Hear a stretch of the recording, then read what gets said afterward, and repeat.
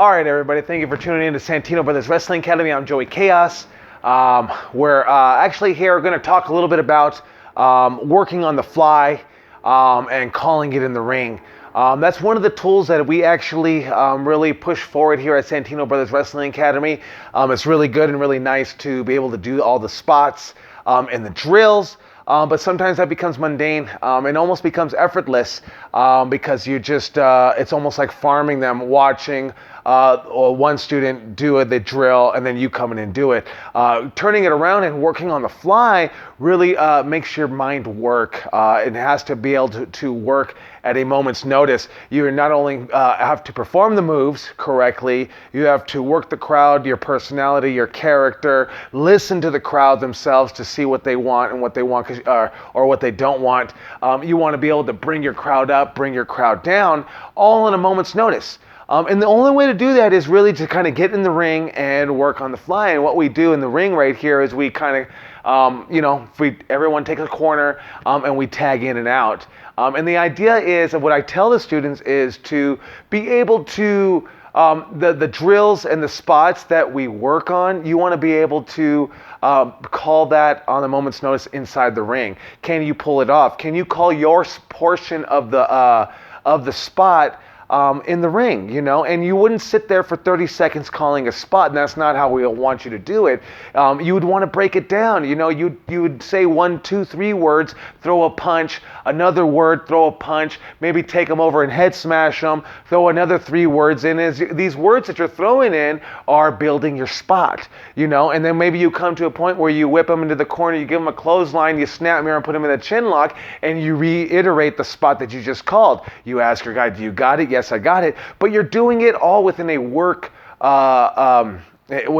scenario because you don't want to sit there, and I see it far too often, especially when our guys get in there and they start calling it on the fly, as they sit there, especially in the corner on a whip, they'll sit there and they'll call something, for 5 seconds, 10 seconds, 15 seconds, and it's just too long. And, I think the fans today and wrestling fans today and even wrestlers, we're trying to know exactly what's going on when you see that.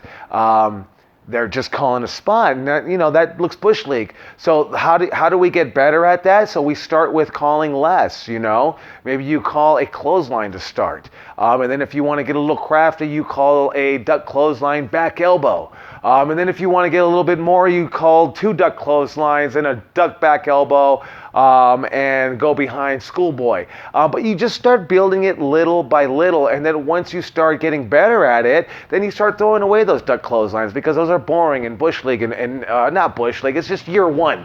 You know what I mean? And you don't want to be a year one wrestler. Well, we tell a lot of the guys, and especially when they're in year one, we tell them, hey, don't give me that year one bullshit. And they kind of look at us like, what do you mean? I'm in my year one. But we're just pushing them to want to be better, to want to get to that level, to just level up.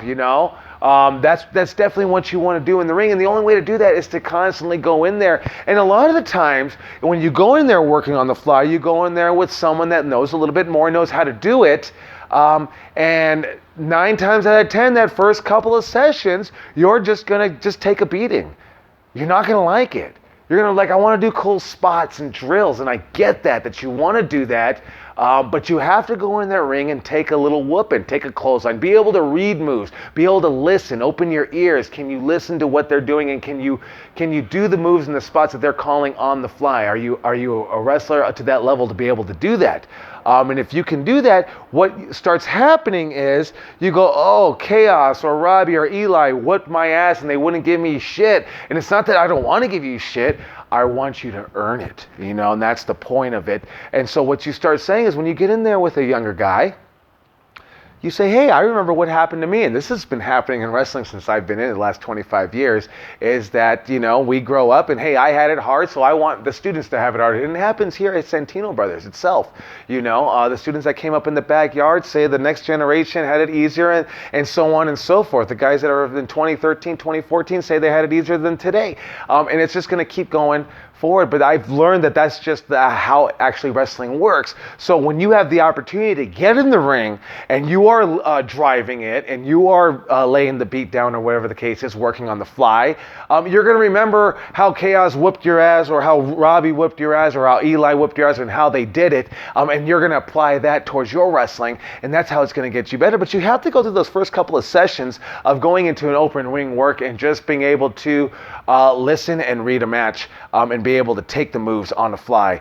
Because that becomes very important. Are you a great listener? Can you listen to the moves? Can you do the moves that they're telling you to do? And then now also, as your mind is working and listening to the crowd, trying to do your character and your personality, also now put in the work to drive your opponent. And that's the point you want to get to. And then if you have two drivers, that's cool. Then I could just sit on the in the passenger seat and just say, hey, drive it. And if it gets a little squirrely, I can go ahead and take the wheel and take over. So that's the good point where you just want to work your way up in that open ring work. You're going to take a couple of clotheslines and it's going to get rough to you, but you got to realize that wrestling is rough.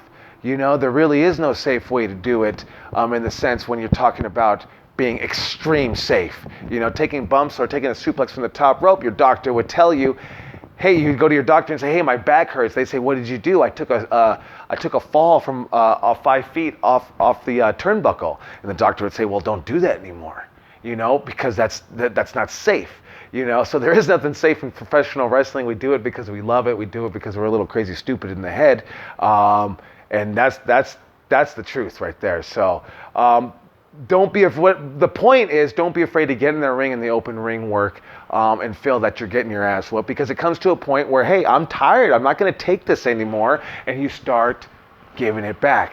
It comes back to the point of, like, if a guy goes in there, and it happened to me, and I've done it to people, if you go in there and you chop somebody, chop the crap out of them, and they don't chop you back or answer back, I'm going to tell my friends, hey, let's chop the crap out of him. Hey, yeah, you know what? You don't like me chopping you, but it's going to happen, man. You know, so what I tell all the new guys, if someone's taking liberties on you, fire back.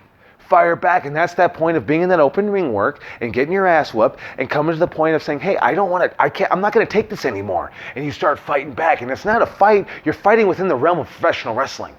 You know, you're firing back. You're building up your spot. You're building. And then before you know it, you're building a goddamn comeback because you fucking want to build a comeback. Not just because we're telling you to drill to build a comeback. You're actually feeling the real comeback because you're getting your ass whooped.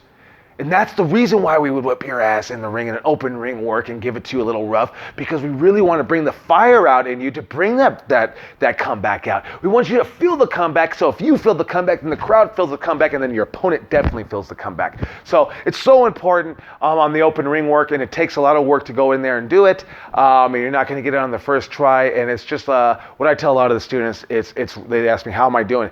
Reps. You just need reps to do it over and over and over until you get comfortable with it, you know, because sometimes I tell you guys exactly what to do and how to do it, but you don't understand how to do it until you've been in that situation. And a lot of times that situation comes when you're doing the open ring work, drill, working on the fly.